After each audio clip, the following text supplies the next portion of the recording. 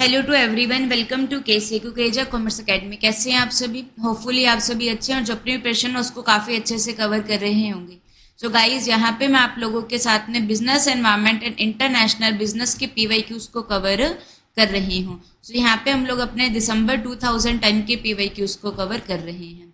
So start करते हैं हमारे आज के पहले क्वेश्चन के साथ में। सो इंडिया ने क्या किया? अब्लिश किया है जो क्वांटिटेटिव रेस्ट्रिक्शंस है ऑन द इम्पोर्ट। इम्पोर्ट क्या होता है? जब हम लोग गुड्स को परचेज करते हैं किसी दूसरी कंट्री से तो वो क्या कहलाता है? इम्पोर्ट होता है। सो 1429 आइटम 1400 टू 1929 आइटम्स के ऊपर क्या करा है? जो रेस्ट्रिक्शंस थी उसको क्या कर दिया? हटा दिया है। As per the commitment of which one of the following, किसके कमिटमेंट के से इंडिया ने क्या करा है? जो रेस्ट्रिक्शंस है इम्पोर्ट के ऊपर उसको हटा दिया है। सो ये किसके कहने के ऊपर हटाया है? आप लोगों के पास में WTO वर्ल्ड ट्रेड ऑर्गेनाइजेशन की कहने के ऊपर हटाया है। ठीक है, एक हम लोगों के पास में क्या होता था? गैट होता था। गैट जो रहता है इसकी फुल फॉर्म आप लोगों के साथ में पेपर में पूछी जा सकती है। सो ये क्या होता है आप लोगों के पास में? गैट। तो जो गैट होता है उसको क्या कर दिया गया है? गैट क्या होता है? General agreement on tariff and trade. Full form याद रखिएगा, ये क्या होता है? General agreement on tariff and trade आप लोगों के पास में रहता है। ये जो एस्टेब्लिश किया गया था गैट को, इसको कब एस्टेब्लिश किया गया था? एस्टेब्लिश कब किया गया है? 1947 में एस्टेब्लिश किया गया है। और ये आप लोगों के पास में फोर्स में कब आया था? 1 जनवरी 1948 को फोर्स में आया है। General agreement on tariff and trade was established in 1947 और इसको एंटर किया गया फोर्स के अंदर 1 जनवरी 1948 के अंदर। इसको साइन किया गया था कितने नेशंस के द्वारा? 23 नेशंस के द्वारा साइन किया गया था। बाद में इसको कन्वर्ट कर आप लोगों के पास में क्या आया है? WTO आया है। तो जो 1 जनवरी 1995 को गैट को किसने रिप्लेस कर दिया है? WTO ने रिप्लेस कर दिया। वर्ल्ड ट्रेड ऑर्गेनाइजेशन ने क्या किया है? रिप्लेस किया है। ठीक है जी, तो ये आप लोगों के पास में आ जाएगा। जो WTO है ये कब बना था? 1 जनवरी 1995 को गैट को चेंज कर बना है। याद रह जाएगा आप लोगों के पास में, बहुत ही इजी क्वेश्चन है। ठीक है, गैट कब बना था? 1 जनवरी 1995 को बना था। ठीक है, उसके बाद में आप लोगों के पास में गैट 1947। ओके, जो आप लोगों के पास में सफ्टा है, south Asian free trade association, south Asian free trade association, free trade area. तो ये आप लोगों के पास में ये कब हुआ था? ये कब साइन हुआ था? जो सफ्टा है ये आप लोगों का साइन हुआ था कब? 2004 के अंदर क्या हुआ था? साइन हुआ था। और जो इफेक्ट में आया है वो कब से आया है? जो इफेक्ट में आया है वो 1 जनवरी 2006 से क्या आया है? इफेक्ट में आप लोगों के पास में आया है। ठीक है, साइन कब हुआ था? 2004 में। और इफेक्ट में कब आया है? 1 जनवरी 2006 के अंदर। ठीक है, so next question on your screen. Globalization. Globalization क्या होता है? जहाँ पे हमारी जो इकोनॉमी है उसको पूरे वर्ल्ड के साथ लिंक किया जाता है तो वो क्या कहलाता है? ग्लोबलाइजेशन। ग्लोबलाइजेशन एक टर्म होती है जो यूज की जाती है, डिस्क्राइब किया जाता है जहाँ पे रेस्ट्रिक्शंस होती है उसको क्या किया गया? हटाया गया है। सो किसके ऊपर रेस्ट्रिक्शंस को हटाया गया? तो ग्लोबलाइजेशन में foreign trade as well as investment दोनों के ऊपर रेस्ट्रिक्शंस को हटा दिया गया है। पूरी इकोनॉमी को, पूरे वर्ल्ड को एक विलेज बना दिया गया है, मतलब कि पूरी इकोनॉमी को इंटरलिंक कर दिया गया है। तो ये क्या कहलाता है? ग्लोबलाइजेशन होता है। ठीक है, so move to the next question. When a company take over another one and clearly become a new owner. तो जब एक कंपनी क्या करती है? दूसरी कंपनी को एक्वायर कर लेती है तो और नया ओनर बन जाता है तो वो क्या कहलाता है? एक्विजिशन होता है। तो यहाँ पे एक कंपनी जो है वो क्या कर रही है? दूसरी कंपनी को क्या कर रही है? टेक ओवर कर रही है। तो जो पुरानी कंपनी है इसका एग्जिस्टेंस खत्म हो जाता है लेकिन इसका एग्जिस्टेंस अभी भी है, तो ये क्या कहलाता है? एक्विजिशन होता है।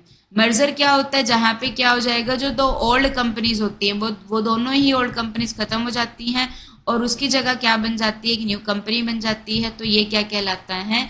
मर्जर होता है। ठीक है, तो यहाँ पे क्या आ जाएगा? एक्विजिशन आ जाएगा। एक्विजिशन में एक कंपनी खत्म होती है और एक बनी ही रहती है। ठीक है, next question on your screen. Match the following. तो यहाँ पे ये तीन चीजें आप लोगों को गिवन है, बैंक रेट, रेपो रेट और प्राइम लैंडिंग रेट। तो हमें ये दो स्टेटमेंट दी हुई हैं तो ये बताना है कि ये आप लोगों के पास में क्या होगा। सो पहला जो आप लोगों के पास में है तो ये क्या है, रेट जिसके ऊपर आरबीआई, आरबीआई क्या होता है, रिजर्व बैंक ऑफ इंडिया आप लोगों के पास में होता है, ठीक है।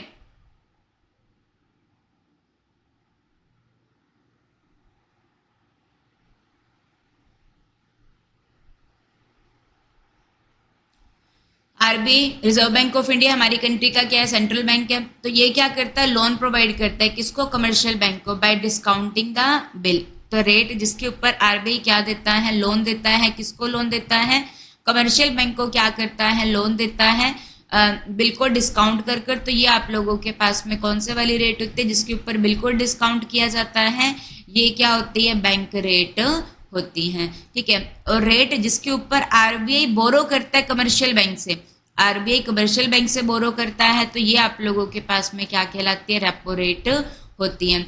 और वो रेट जिसके ऊपर कमर्शियल बैंक क्या करता है, बोरो करता है आरबीआई से, तो वो क्या होगा, जिसके ऊपर कमर्शियल बैंक जो होगा, यहाँ पे तो आरबीआई ने बोरो किया, RBI borrow from the rate at which the RBI borrow from the commercial bank, RBI borrow कर रहा है, तो ये आप लोगों के पास में वैसे रिवर्स रेपो रेट होती है। जिसके ऊपर आरबीआई बोरो करता है वो क्या होती है, रिवर्स रेपो रेट होती है।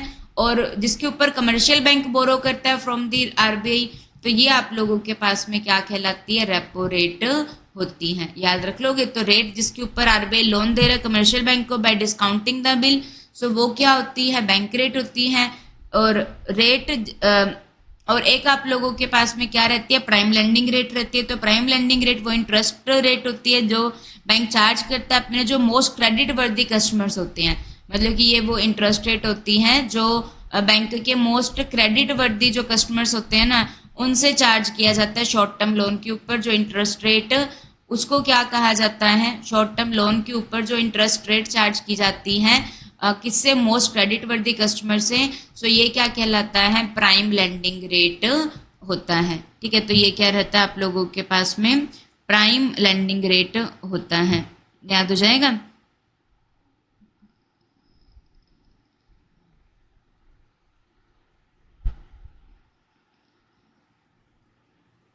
सो रेपो रेट क्या होती है, जिसके ऊपर क्या, रेपो रेट क्या होती है जिसके ऊपर कौन लोन लेता है, रेपो रेट जिसके ऊपर आरबीआई, जिसके ऊपर जो कमर्शियल बैंक होते हैं वो लोन लेते हैं, तो वो रेपो रेट होती है। जिसके ऊपर आरबीआई लोन लेता है वो रिवर्स रेपो रेट होती है। तो ऑप्शन नंबर जो सी रहेगा ये इसका आंसर हो जाएगा। Move to the next question, MRTP act, monopolistic restrictive trade practice act 1969 क्या है, MRTP act, monopolistic restrictive trade practice act.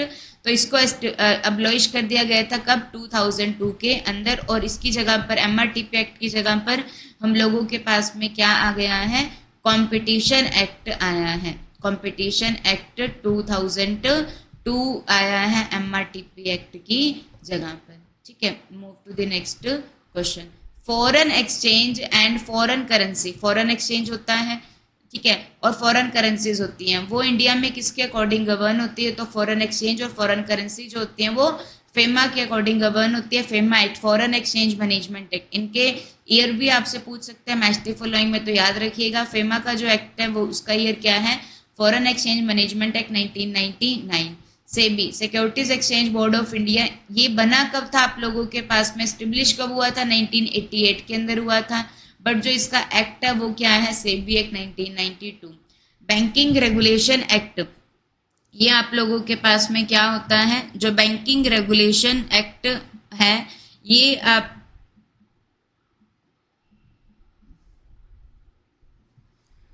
ये कब आया था, 1949 में आप लोगों के पास में क्या आई है, बैंकिंग रेगुलेशन एक्ट आया है। और जो स्कैरा एक्ट होता है, securities contract and regulation act 1956 क्या है, securities contract act, securities contract and regulation act. तो ये आप लोगों के पास में कब आता है, securities contract and regulation act 1956 में आया, banking regulation act 1949, SCRA act 1956, banking regulation act 1949, FEMA 1999 और सेबी 1992 में आया है। Move to the next question, the balance of payment of a country on a current account, तो BOP होता है जहाँ पे क्या किया जाता है, जो फॉरेन के साथ में जितने भी ट्रांजेक्शन होते हैं उसको कहाँ पे रिकॉर्ड किया जाता है, बीओपी में रिकॉर्ड किया जाता है। तो उसके अंदर दो अकाउंट होता है, करंट अकाउंट और कैपिटल अकाउंट। करंट अकाउंट में क्या क्या आता है, import and export of goods आप लोगों के पास में आती हैं, import and export of services को इंक्लूड किया जाता है, और हम लोगों के पास में क्या आती हैं, यूनिलैटरल ट्रांसफर आती हैं। क्या आती हैं, यूनिलैटरल ट्रांसफर आती हैं। तो इनको क्या किया जाता है, इंक्लूड किया जाता है। सो गुड्स के इंपोर्ट एंड एक्सपोर्ट को क्या कहा जाता है, बहुत बारी बताया गया मैंने आपको। तो इसको क्या कहा जाता है, बैलेंस ऑफ ट्रेड कहा जाता है। सो जो बीओपी है आप लोगों के पास में, ये किसके इक्वल होगा, कैपिटल फ्लो, कैपिटल अकाउंट का पार्ट होगा, तो ये भी नहीं होगा। सो बैलेंस ऑफ ट्रेड जो गुड्स के इंपोर्ट एंड एक्सपोर्ट को इंक्लूड करता है, प्लस में नेट इनविजिबल एक्सपोर्ट, मतलब कि गुड्स के इंपोर्टेंट एक्सपोर्ट और सर्विसेज के इंपोर्टेंट एक्सपोर्ट्स को ये शो करता है। और थर्ड यूनिलैटरल ट्रांसफर इसमें आती है। Move to the next question, a debit BOP occur due to. तो जो डेबिट बीओपी इसका मतलब आप लोगों के पास में क्या हो जाएगा, जहां पे आप लोगों के पास में क्या, एक जो डेबिट बैलेंस ऑफ पेमेंट जो रहेगा वो क्या होगा, अकर होगा।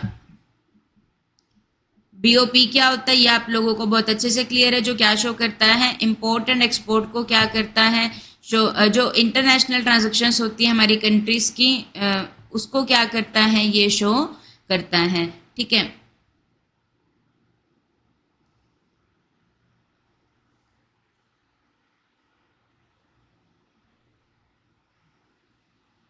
सो ये आप लोगों के पास में अकर करता है ड्यू टू। तो ये किस वजह से क्या करता है, अकर करता है।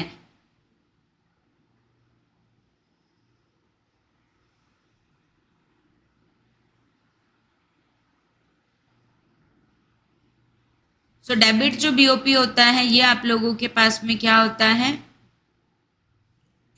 जहां पे हमारे जो डेबिट बीओपी है ये आप लोगों के पास में क्या होता है, अनफेवरेबल बीओपी होता है।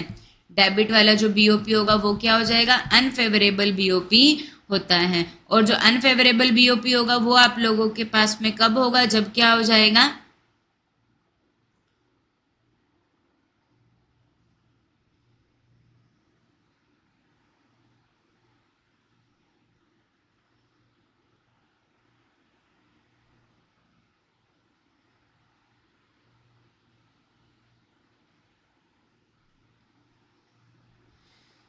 जब आप लोगों के पास में क्या होता है, जो अनफेवरेबल बीओपी होता है तो वो डेबिट बीओपी होता है। जब आप लोगों के पास में क्या होता है, जो इम्पोर्ट होगा वो क्या होता है, एक्सपोर्ट से ज़्यादा होता है।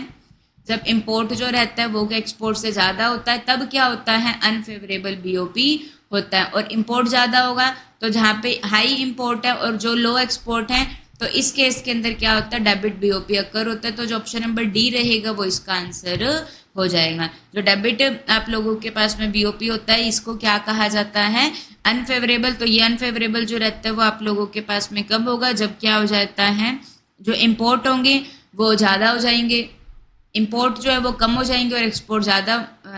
जब इम्पोर्ट कम होता है एक्सपोर्ट ज़्यादा होता है तो ये क्या होता है, फेवरेबल पोजीशन को क्या करता है, रिफ्लेक्ट करता है। जहाँ पे जो रिसिप्ट होती है वो क्या होती है, पेमेंट से ज़्यादा होती है। ठीक है, ये क्रेडिट बैलेंस को शो करेगा। ओके, सो ये था अभी का हम लोगों का सेशन। सॉरी, एक क्वेश्चन बाकी रह गया। सो मैच द फॉलोइंग, तो मैच करना है लिस्ट 1 को लिस्ट 2 के साथ में। सो वर्ल्ड बैंक को और क्या कहा जाता है, वर्ल्ड बैंक आप लोगों के पास में है। ठीक है, ये कब बना था, वर्ल्ड बैंक को और क्या कहा जाता है, IBRDB कहा जाता है। क्या कहा जाता है, वर्ल्ड बैंक को IBRDB कहा जाता है, international bank for reconstruction and development भी कहा जाता है। ठीक है जी, तो ये आप लोगों के पास में आ जाएगा। वर्ल्ड बैंक, IBRD ये कब बना था, इंटरनेशनल फाइनेंस कॉर्पोरेशन ये आप लोगों के पास में आता है। वर्ल्ड बैंक का हेडक्वार्टर कहाँ पर है ये भी याद रखिएगा, वॉशिंगटन DC के अंदर क्या है, इसका हेडक्वार्टर है। इंटरनेशनल फाइनेंस कॉर्पोरेशन ये प्राइवेट सेक्टर को क्या करती है, प्रमोट करती है। ये आप लोगों के पास में कब बनी थी, 1956 के अंदर बनी है। तो जो बी होगा ये आप लोगों का 2 से कनेक्ट होती है, आंसर क्या हो जाएगा, ऑप्शन नंबर ए हो जाएगा। वर्ल्ड बैंक और नाबार्ड वैसे 1944 में, वर्ल्ड बैंक IBRD 1944 1946 पे लिखा हुआ ये भी चल जाएगा। IDA इंटरनेशनल डेवलपमेंट एजेंसी ये कब बना, 1960 के अंदर बना है। ये आप लोगों के पास में जो होता है ये किसके लिए लोन प्रोवाइड करवाता है, सॉफ्ट लोन विंडो में लोन प्रोवाइड करवाता है। International finance corporation private sector को प्रमोट करता है। IDA soft loan window Asian development bank 1966 के अंदर बना था। World bank 1944, international finance corporation 1956, IDA 1960, Asian development bank 1966। याद हो जाएगा। तो ये था अभी कम लोगों का session. So thank you to everyone.